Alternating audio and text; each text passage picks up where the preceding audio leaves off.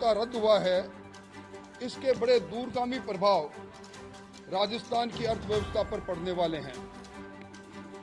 इसका सबसे ज्यादा फायदा राजस्थान, पंजाब, गुजरात और जम्मू कश्मीर को होगा।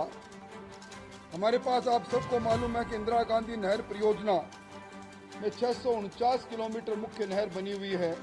108 किलोमीटर हमारी लेफ्ट कैनाल है और हमारा कमांड एरिया जो इंफ्रास्ट्रक्चर के आधार पर था वो 19,63,000 लाख हेक्टर था। परंतु बीच में गढ़साना का आंदोलन हुआ और उस समय फ्रीज कर दिया था और सेकंड फेज के अंदर और कुल मिला के 16,17,000 हेक्टर इस इंदिरा गांधी नहर परियोजना से आज सिंचित क्षेत्र हमारा है। अब ये जो सिंधु घाटी समझौता रद्द हुआ है, इसके अंदर भारत सरकार ने जो फिजिबिलिटी रिपोर्ट तैयार की है उसके अनुसार सिंधु और चिनाब इन दोनों का पानी अब रावी व्यास से हरिके के बैराज में डालने के लिए एक फिजिबल रिपोर्ट तैयार हो चुकी है। सिंधु नदी जल का जो सरप्लस वाटर है जो हमने रोकने के बाद हमें मिलेगा, वो रावी व्यास के माध्यम से जब हरिके के बैराज में जाएगा और उसके साथ ही चिनाब का पानी रावी व्यास सतलुज लिंक कैनाल जिसको SYL कहते हैं उसके माध्यम से हरिके बैराज में जाएगा। और आप सबको मालूम है कि हरिके बैराज से पानी पोंग डैम से पानी इंदिरा गांधी नहर परियोजना में फिरोजपुर फीडर के माध्यम से ये पानी जब सबसे पहले जिस सरहद में आ रहा है वो राजस्थान में आ रहा है और इसके लिए प्रारंभिक तौर पर 200 किलोमीटर नहर और 12 सुरंग बनाई जाएगी और सिंधु नदी बेसिन का पानी हिंदुस्तान उपयोग जब करेगा तो राजस्थान की अर्थव्यवस्था में बड़ा आमूल-चूल परिवर्तन आएगा।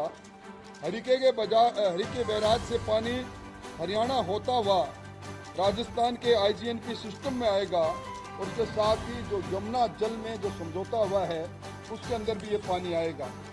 मैं ये बात इसलिए कह रहा हूँ कि इस राजस्थान की जो अर्थव्यवस्था है जिसको $350 बिलियन की अर्थव्यवस्था बनाने का संकल्प डबल इंजन की सरकार ने ले रखा है। आज राजस्थान की GDP के अंदर कृषि क्षेत्र का योगदान 2024-25 के अनुमान के अनुसार 26.92% है। ये 26.92% जो 3 परियोजनाएं CRCP, यमुना का जल, इनके कारण से ये बढ़कर 27-28 तक 35% हो जाएगी और हमारी 350 बिलियन की इकोनॉमी, $350 बिलियन की इकोनॉमी राजस्थान की बन जाएगी। इसके साथ ही मैं ये भी बताना चाहता हूँ कि आपने इस बार बजट में भी देखा होगा कि हमारी GDP राजस्थान की किस गति से बढ़ रही है। हिंदुस्तान की अर्थव्यवस्था चौथी अर्थव्यवस्था बने उसमें राजस्थान का बहुत बड़ा योगदान रहेगा। आज हमारी GDP प्रचलित मूल्य के दर पर 2023-24 के आधार पर 12.02% और स्थायी मूल्य पर 7.82% बढ़ी। ये प्रति व्यक्ति आय भी इस डबल इंजन की सरकार में इस छोटे से कालखंड में 11.04% बढ़ी। तो मैं ये निश्चित तौर पर इन आंकड़ों के आधार पर कह सकता हूँ कि जो हिंदुस्तान 2028 में जो संकल्प ले रखा है प्रधानमंत्री जी ने, हमारी अर्थव्यवस्था जर्मन की अर्थव्यवस्था को पछाड़कर तीसरी अर्थव्यवस्था बने, ये निश्चित तौर पर इसमें बहुत बड़ा योगदान राजस्थान का भी रहेगा।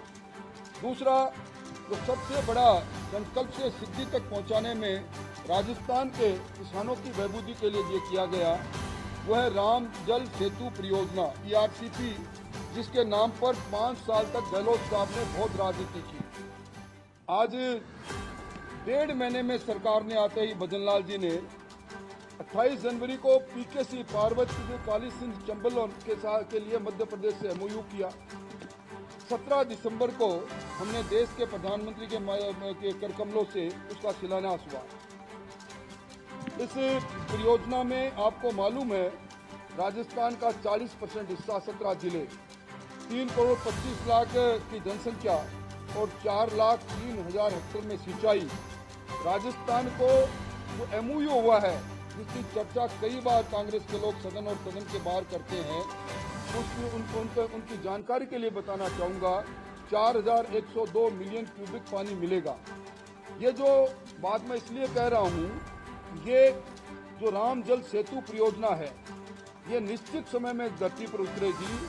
आज की तारीख में जब मैं आपसे बात कर रहा हूँ, 9,446 करोड़ के काम प्रगति पर है और 12,674 के काम निविदाएं आमंत्रित करके आगे बढ़ रही है। ये इस परियोजना में अलग अलग कई बांध बनेंगे, जिनका जिक्र मैं नहीं करना चाहता, और ये कह सकता हूँ कि ये भी हमारे राजस्थान की कृषि की अर्थव्यवस्था में बहुत बड़ा एक मील का पत्थर साबित होगा।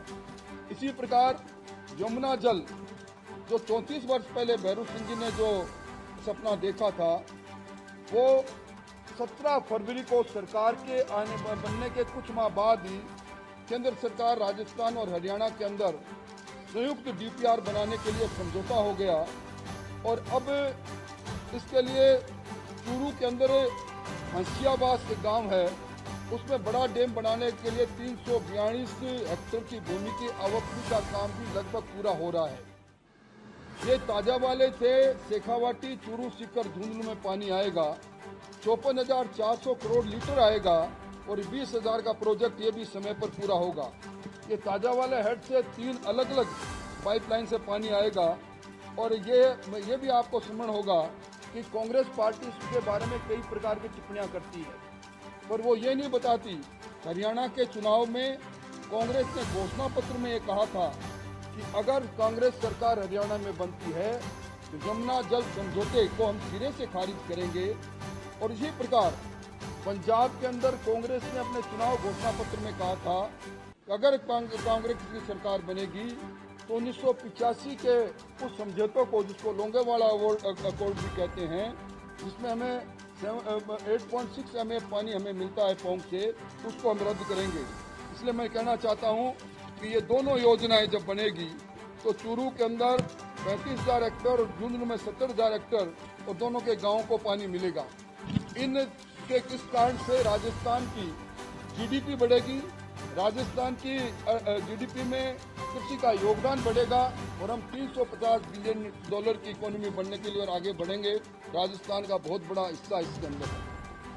भारत सरकार ने किसान कल्याण के लिए बहुत काम किया। 2013-14 में जो बजट 21,930 करोड़ रुपए का था, वो 25-26 में बढ़ाकर किसान कल्याण का बजट 1,27,200 करोड़ का किया। पर इसके साथ मैं ये बात इसलिए कह रहा हूँ कि राजस्थान में भजनलाल जी की सरकार, डबल इंजन की सरकार, 2025-26 में कृषि बजट के अंदर जो प्रावधान किया भूतों ने भविष्य के 1,10,981 करोड़ का प्रावधान किया। इसको कहते हैं डबल इंजन की सरकार का किसान कल्याण का सोच। और विशेष तौर पर स्वामीनाथन आयोग की रिपोर्ट लागू होने के पश्चात जो MSP का 1.5 गुना किसान को पैसा मिले, उपज का 1.5 गुना MSP का पैसा मिले, इसकी जब बुनियाद रखी गई थी, तो सबसे बड़ी बात जो है, जो 2013-14 में बाजरा जो हमारा कुल हिस्सेदारी 40.34% है राजस्थान की पूरे देश के अंदर, उसका 2013-14 में MSP थी 1250, जो 2025-26 में बढ़कर आज 2775 है। और इसके साथ ही जो केंद्र सरकार ने इस बार गेहूं के उत्पादन में मध्य प्रदेश के बाद हम तीसरे स्थान पर हैं। हमारा MSP 2425 करोड़ रुपए प्रति क्विंटल है और इसमें 150 क्विंटल भजनलाल जी की सरकार दे रही है। मक्के के अंदर भी हमारा MSP 2013-14 में 1,310 रुपये प्रति क्विंटल था, जो आज 25-26 में बढ़कर 2,400 हो गया। मैं कह सकता हूं कि किसान कल्याण में जो पैसा आज तक राजस्थान के किसानों के 76 लाख किसानों के खाते में गया, वो राशि है 24,946 करोड़ रुपए। और इस राशि के अंदर राजस्थान सरकार की 6,000 की जगह पर 9,000 रुपए की देने की बात भी है। अब आज कई प्रकार की बात मोदी सरकार के खिलाफ, मोदी सरकार को कोसने का काम भी कांग्रेस करती है, पर कभी उन्होंने ये नहीं बताया 2014 से लेकर अब तक सेंटर स्पॉन्सर्ड स्कीम के अंदर 2,11,000 करोड़ की विशाल राशि राजस्थान को मिली है। पर इसके साथ ही मैं धन्यवाद देना चाहूँगा भजन लाल जी को भी।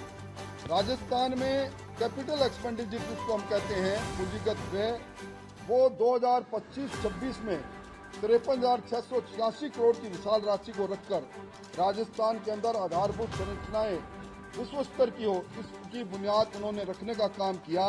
और ये पिछली कांग्रेस के अंतिम बजट से दुगनी है। 23-24 में 26,645 करोड़ की। ये है राजस्थान का बदला हुआ स्वरूप। आज राजस्थान के अंदर 1914 करोड़ रुपए के CRIF के काम कल ही स्वीकृत हुए हैं। और इन 11 वर्षों में केंद्र सरकार ने राजस्थान पर 70,000 करोड़ रुपए सिर्फ सड़क तंत्र को मजबूत करने के लिए खर्च किए हैं। माननीय मोदी जी देशनोक आए थे, उन्होंने घोषणा की थी कि इस साल राजस्थान में रेलवे, सिर्फ रेलवे के प्रगति के लिए, ट्रैक के दोहरीकरण के लिए 10,000 करोड़ का प्रावधान किया है। ये बहुत बड़ी बात है। मैं मुफ्त अनाज योजना में जो राजस्थान के देश के 81 करोड़ लोग लाभान्वित हैं, वह राजस्थान के 4.5 करोड़ लोग लाभान्वित है।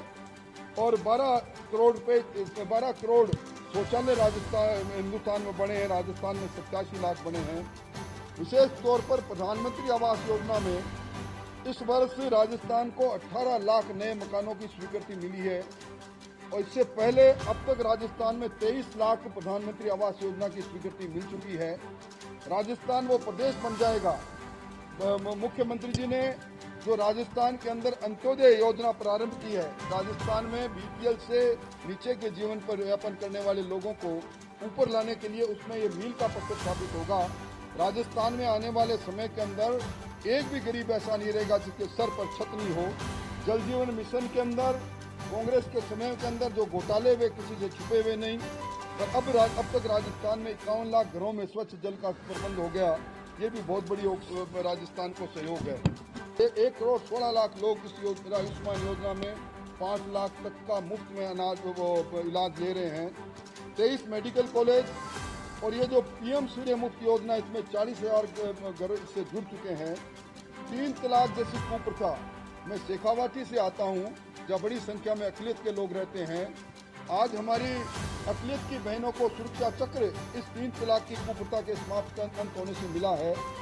चाहे राम मंदिर का निर्माण की बात हो, चाहे काशी विश्वनाथ की बात हो, चाहे इस बार 66 करोड़ लोगों को कुंभ में स्नान करने की बात हो, चाहे नारी शक्ति बंधन विधेयक के माध्यम से नारी के उत्थान की बात हो, और पहली बार जो जातिगत जनगणना हो रही है, सामाजिक आर्थिक स्थिति का सटीक डेटा लेकर गरीब वंचित के लिए नीतियां बनाने की बात हो, ये सारी वो बातें हैं जिससे एक आमूलचूल परिवर्तन देश में भी हो रहा है, राजस्थान में भी हो रहा है।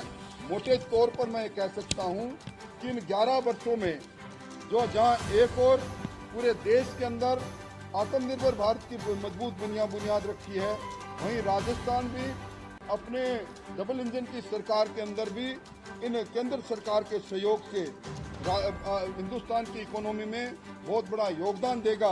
और जो मैंने आपको इस जो सिंधु जल समझौते की बात कही है, निश्चित तौर पर सिंधु जल समझौता का रद्द होना राजस्थान की तकदीर और तस्वीर को बदलने में बहुत बड़ा सहायक होगा। मोटे तौर पर मोटी बातें, क्योंकि मुझे एक विषय तक माना गया था, मैंने आपके सामने रखी है। अब कोई अनुत्तरित सवाल आपका हो तो कृपया